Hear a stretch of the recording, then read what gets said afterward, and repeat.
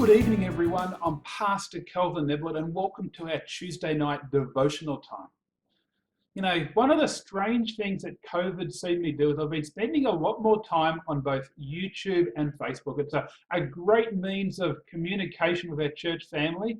And there's also some great teaching on YouTube that you can access where you can actually have your spirits uplifted or even listen to some worship music. But one of the annoying things on both YouTube and Facebook is the ads. You know, and these ads for me are often secular life coaches and salespeople who promise me a life of success if you buy into their program. You know, they say things like, follow my plan and you will be rich and successful.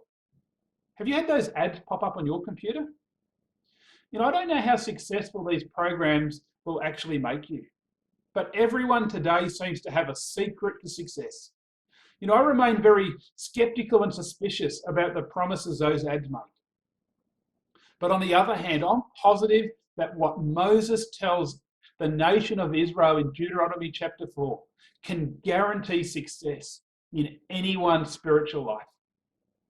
You know, if Moses was a YouTuber, you know, his pathway to spiritual success would probably read a little bit like I'm going to share with you now. And all this comes from Deuteronomy chapter 4. And the first thing Moses tells us is this: if you want spiritual success, you need to obey the commands of the Lord your God. You know, the first 3 chapters of Deuteronomy are filled with examples of God's direct involvement and intervention in Israel's past history. And now in chapter 4, you know, Moses is encouraging the people to remember from past experience that God blesses obedience.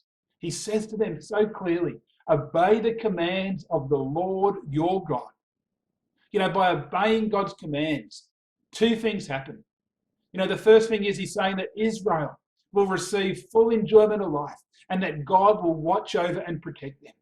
And I'm sure you want that in your life too, don't you? To receive that full enjoyment of life and to know that God will watch over and protect you.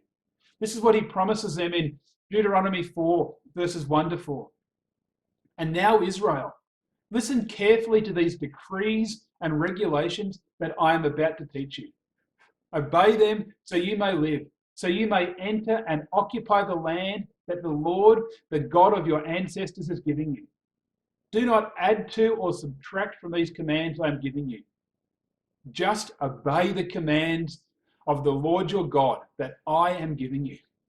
You saw for yourself what the Lord did to you at Baal Peor.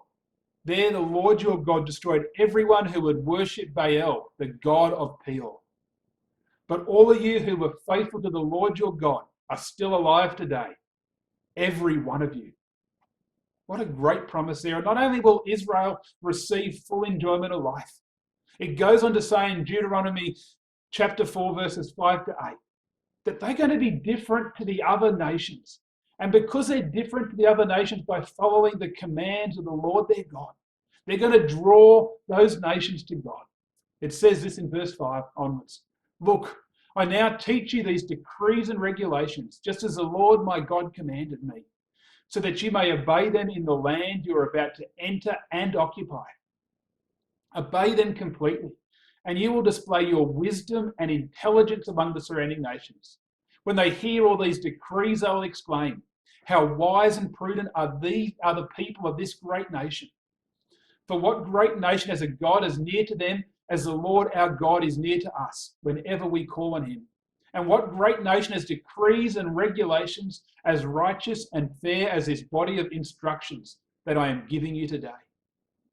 You know, what a great first rule Moses tells us for us to have guaranteed spiritual success. And that is, obey the commands of the Lord your God. You know, it's a powerful thing, isn't it? You know, by obeying them, you will receive full enjoyment of life. And you will know that God will watch over and protect you. And if you obey them too, you're going to draw other people to the beauty and the magnificence of living according to God's pattern and rule in your life. The second rule, the spiritual success that Moses then shares with us in Deuteronomy chapter 4 is to reflect on what God has done for you every day. You know, these are his words here in Deuteronomy chapter 4, verse 9. But watch out. Be careful never to forget what you yourself have seen. Don't let these memories escape from your mind as long as you live. You know, it's amazing that modern mindfulness coaches are teaching all about this principle now. Reflect on and be grateful for things. Reflect on what you are grateful for each and every day. You know, our kids from Huntley Primary School, you know, part of the mindfulness program, and a lot of it's in response to COVID. You know, they're encouraged to have a gratefulness diary where they write down the things they're grateful each day.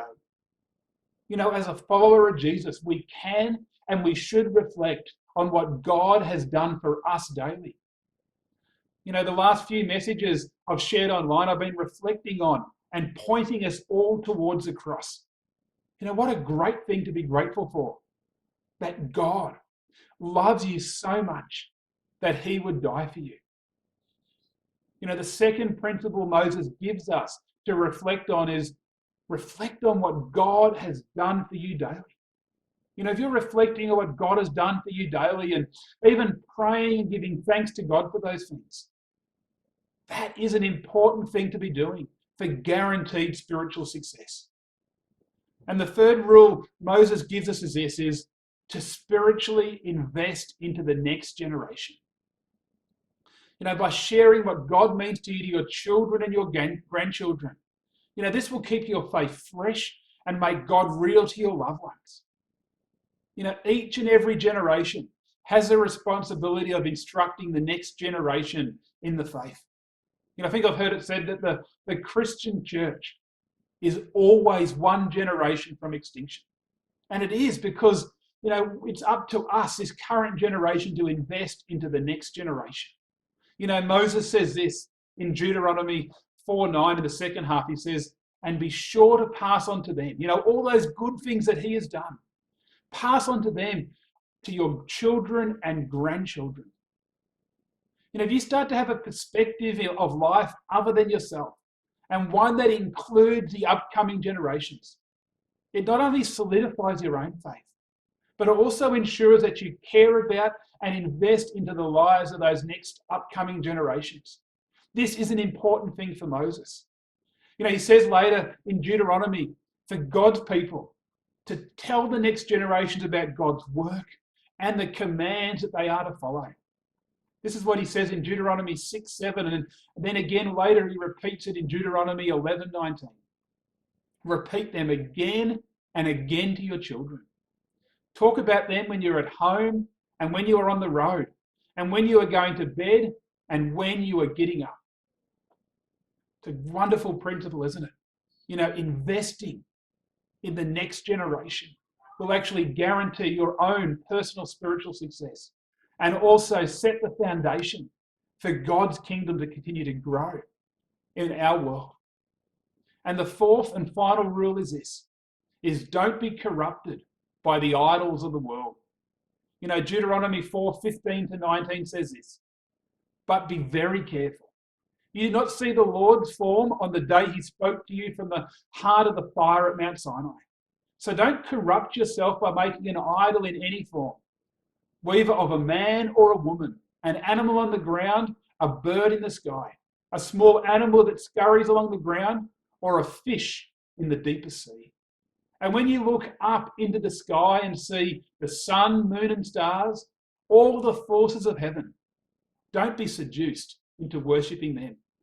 The Lord your God gave them to all the peoples of the earth. You know, it's a humbling reminder, isn't it? Don't make anything else an idol. You know, idols will pull us away from God.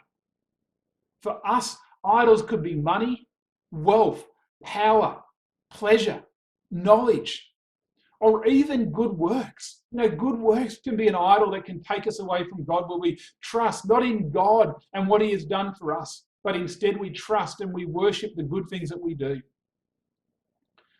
You know, Moses also indicates to us a little later that we may make mistakes. You know, we may drift away from God.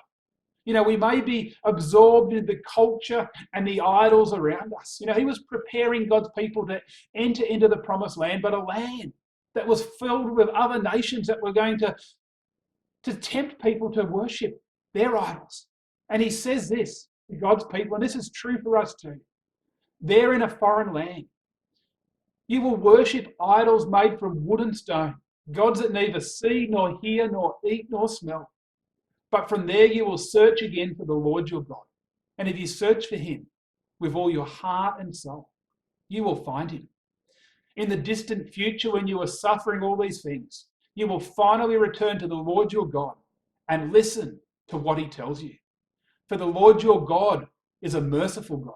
He will not abandon you or destroy you or forget the solemn covenant he made with your ancestors. You know, even if we drift from God, even if we start to worship false gods and idols, you know, God is telling us that he is always waiting for us to come back to him, come back into his embrace. You know, we also have an advantage that those early Israelites did not have. You know, we have the story of Jesus, the story of God sending his son into the world, the story of Jesus giving his life on the cross for us. You know, for us to avoid the temptation and the corruption of drifting from God and worshipping false idols. You know, Paul tells us this in Hebrews 12, 1-2. Therefore, since we are surrounded by such a huge crowd of witnesses to the life of faith, let us strip off every weight that slows us down, especially the sin that so easily trips us up. And let us run with endurance the race God has set before us. We do this by keeping our eyes on Jesus, the champion who initiates and perfects our faith. You know, fixing our eyes upon Jesus is an important thing to do. You know, Moses' words to God's people in the Sinai desert that we just read about in Deuteronomy chapter 4, you know, it gives us 4 important principles for us to have a guaranteed successful spiritual life. Firstly, obey the commands of the Lord. And secondly, reflect on what God has done for you every day. And I think the third thing there is so important, isn't it? Invest into the next generation. And finally, the fourth thing there is don't be corrupted by the idols of the world. Now, you may make mistakes. You may find yourself drifting towards those idols, but God is always welcoming you back. He's always waiting for you to embrace you when you come back. You know, the promise of following God are so worth the journey that is ahead of us. And I want to encourage you all to continue to press on, run the race that is set before you by obeying God's commands, reflecting on what God has done for you every day, investing into the next generation. And don't be corrupted by the world's idols. Instead, focus on God. Fix your eyes upon Jesus and what he has done for you. You know, thank you, church, for letting me share with you this evening. And I look forward to sharing again with you on Sunday morning at 10 a.m. And I'm only ever a phone call away if anyone wants to ring and have a chat and maybe work on your own spiritual health during this season that we are in right now. God bless. And once more, I look forward to sharing again with you on Sunday morning at 10 a.m.